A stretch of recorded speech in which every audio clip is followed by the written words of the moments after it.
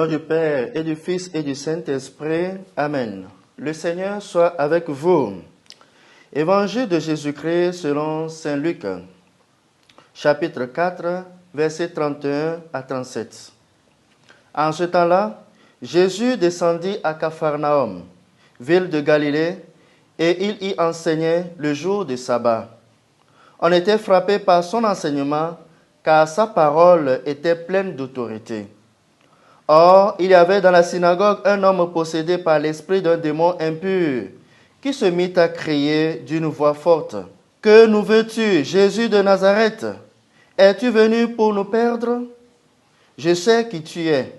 Tu es le Saint de Dieu. » Jésus le menaça. « Silence, sors de cet homme. » Alors, le démon projeta l'homme en plein milieu et sortit de lui sans lui faire aucun mal. Tous furent saisis d'effroi et se disaient entre eux, « Quelle est cette parole? Il commande avec autorité et puissance aux esprits impurs, et ils sortent. » Et la réputation de Jésus se propageait dans toute la région. Acclamons la parole de Dieu. Louange à toi, Seigneur Jésus. Chers frères et sœurs dans le Christ, loué soit Jésus-Christ. Comme les gens de Nazareth n'ont pas cru en Jésus, qui est leur propre frère, ils se rendirent à Capharnaüm.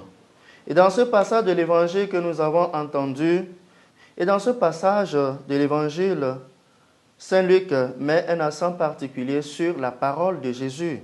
Cette parole qui décrit la puissance thaumaturgique exercée par Jésus.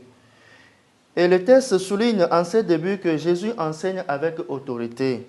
Et sa manière d'enseigner, d'annoncer la bonne nouvelle, est différente de celle des pharisiens et des docteurs de la loi. C'est une parole prononcée avec énergie, avec autorité et avec foi. De telle manière que la parole produit un effet. Silence, sors de cet homme.